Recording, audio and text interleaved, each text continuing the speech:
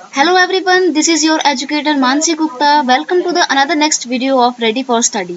तो आज हम शिक्षा निर्देशालय राष्ट्रीय राजधानी क्षेत्र दिल्ली की क्लास 10th की सामाजिक विज्ञान की वर्कशीट करने जा रहे हैं और ये वर्कशीट आपकी है 22 नंबर की। ठीक है, इसकी डेट रहेगी 28 अगस्त 2021। यहाँ पर आपको विद्यार्थी का नाम यानी कि आपको अपना नाम लिखना है। यहाँ पर आपको अपने टीचर का नाम लिखना है जो आपको ये सब्जेक्ट पढ़ाते हैं। ठीक है, तो स्टार्ट करते हैं हम अपनी वर्कशीट। वर्कशीट जो है वो आपकी इकोनॉमिक्स की बुक यानी कि अर्थशास्त्र की बुक से संबंधित है। चैप्टर का नाम है विकास।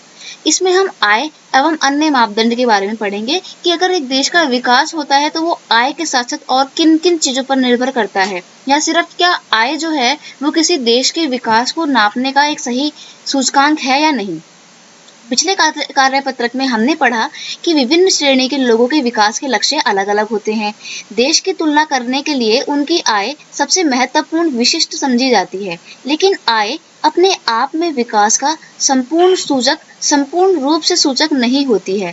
ऐसा हो सकता है कि किसी देश की आय अधिक हो लेकिन वहाँ शिक्षा, स्वास्थ्य का स्तर जो है वो निम्न हो। अतः आय का स्तर महत्वपूर्ण तो है पर यह विकास के स्तर को नापने के लिए अपर्याप्त है। जैसे केरल की प्रति व्यक्ति आय महाराष्ट्र से कम है, लेकिन फिर भी केरल की साक्षरता दर महाराष्ट्र से अधिक है। ठीक है, तो यहाँ पर हम ये पढ़ते हैं कि एक देश का विकास करने के लिए अगर हम आय का स्तर देखते हैं तो वो ठीक है कि हाँ ठीक है, हम एक देश का विकास उस स्तर पे नाप रहे हैं कि उस देश की प्रति व्यक्ति आय अधिक होगी, लेकिन सिर्फ आय को देखना सही नहीं है, क्योंकि जरूरी नहीं है कि जिस देश के लोगों की प्रति व्यक्ति आय अधिक हो वहाँ पे और फैसिलिटी जैसे कि शिक्षा हो गया, स्वास्थ्य हो गया, साक्षरता दर हो गया या रहने की कंडीशंस हो गई, ये सभी बेस्ट हो। ठीक है, आप खुद से सोच के देखिए, आपके पास बहुत पैसा है लेकिन आप जहाँ पे रहते हैं वहाँ आसपास कोई भी अस्पताल नहीं है, वहाँ पे कोई भी हॉस्पिटल या कॉलेजेस वगैरह नहीं है जहाँ पे आप पढ़ने के लिए अपने बच्चों को भेज सकें, तो आप क्या कह सकते हैं कि आपका एरिया बहुत अच्छा है? नहीं कह सकते ना कि आपका एरिया बहुत अच्छा है, क्योंकि वहाँ पर सारी फैसिलिटीज नहीं है। तो सिर्फ आय के स्तर पे हम एक देश के विकास के सूचकांक को माप नहीं सकते हैं। अब एक देश का विकास क्या क्या कैसा होता है, ये इसके बारे में जो रिपोर्ट पेश की जाती है वो किसके द्वारा पेश की जाती है? संयुक्त राष्ट्र विकास कार्यक्रम यानी कि यूएनडीपी के द्वारा जो है एक देश के विकास की रिपोर्ट पेश की जाती है। ये हर साल पूरे विश्व स्तर पर सभी देशों का विकास स्तर नापने का एक बहुत बड़ा जो है संस्था है। ये यूनाइटेड नेशन ऑर्गेनाइजेशन से संबंधित एक संस्था है, यूएनडीपी। ठीक है, प्रत्येक वर्ष मानव विकास रिपोर्ट प्रकाशित की जाती है। मतलब ये एक ऐसी रिपोर्ट है जिसमें एक देश के मानवों के विकास के बारे में हमें पता लगता है। इस रिपोर्ट में यूएनडीपी देश की तुलना लोगों के शैक्षणिक स्तर, उनकी स्वास्थ्य स्थिति और प्रति व्यक्ति आय के आधार पर करता है। यूएनडीपी द्वारा जारी मानव विकास रिपोर्ट 2020 के अनुसार मानव विकास सूचकांक में 189 देशों में से भारत का स्थान 131वां है। तो देखिए, ये रिपोर्ट जो है किसके द्वारा पेश की जाती है? यह रिपोर्ट यूएनडीपी के द्वारा पेश की जाती है। इस रिपोर्ट में जो यूएनडीपी है वो ये दिखाता है कि एक देश में मानव के विकास का स्तर क्या है और कौन सा देश विकास के स्तर में सबसे आगे है और कौन सा सबसे पीछे है। तो ये क्रम वाइज सबका ब्यौरा दिखाता है। ठीक है, तो अभी 2020 में जो रिपोर्ट आई है उसमें मानव विकास सूचकांक में कितने देशों को शामिल किया गया था? तो 189 देशों की स्टडी की गई थी, जिसमें से 131 नंबर पे भारत का स्थान था। तो देखा जाए तो भारत जो है वो अभी काफी पीछे है और हमें बहुत ज्यादा आवश्यकता है विकास को करने की। इस सूची में सबसे नंबर 1 पे 2020 में आया है नॉर्वे, और 2019 में भी नॉर्वे सबसे आगे था। ठीक है, तो यानी कि नॉर्वे में जो विकास का स्तर है वो बहुत अच्छा है, बहुत बेस्ट क्वालिटी का है।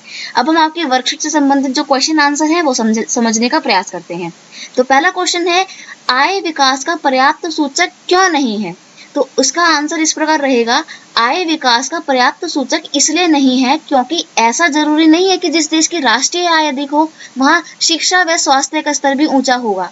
एक देश का विकास आय के साथ साथ अन्य क्षेत्र को या अन्य कारकों जैसे कि शिक्षा, स्वास्थ्य, साक्षरता, खाद्यान्न उपलब्धता तथा लोगों के रहने की स्थिति यानी कि लिविंग कंडीशंस पर भी डिपेंड करता है। इसलिए आय विकास का पर्याप्त सूचक नहीं है।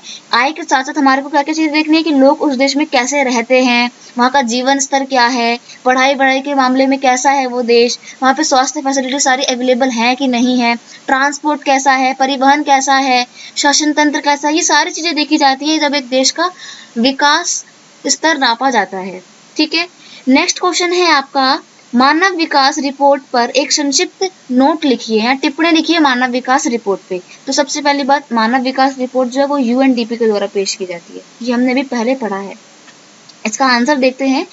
मानव विकास रिपोर्ट जीवन प्रत्याशा, शिक्षा या ज्ञान की पहुंच और आय का जीवन स्तर की गुणवत्ता के स्तर से जुड़े महत्वपूर्ण परिवर्तन संबंधी आंकड़े प्रस्तुत करता है। तो यानी कि मानव विकास रिपोर्ट क्या है? ये वो रिपोर्ट है जो जीवन प्रत्याशा यानी कि एक देश में एक साल में कितने लोगों ने जन्म लिया, शिक्षा कैसी है, ज्ञान का स्तर कैसा है, ज्ञान के क्षेत्र तक कितने लोगों की पहुंच है, आय का स्तर कैसा है और उसकी गुणवत्ता कैसी है, लोगों के जीवन स्तर की गुणवत्ता कैसी है, इन सब से जुड़े हुए और इन सब क्षेत्रों से संबंधित परिवर्तनों से संबंधित जो आंकड़े होते हैं, यह रिपोर्ट उनको दर्शाती है।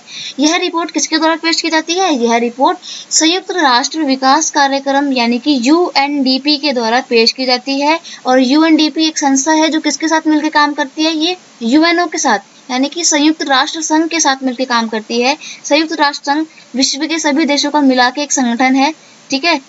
यूएनडीपी द्वारा मानव विकास रिपोर्ट 2020 के अनुसार मानव विकास सूचकांक में 189 देशों में भारत का स्थान जो है वो 131वां है। और पहले स्थान पे कौन सा देश है? मैंने अभी बताया था, उसका नाम है नॉर्वे, ठीक है।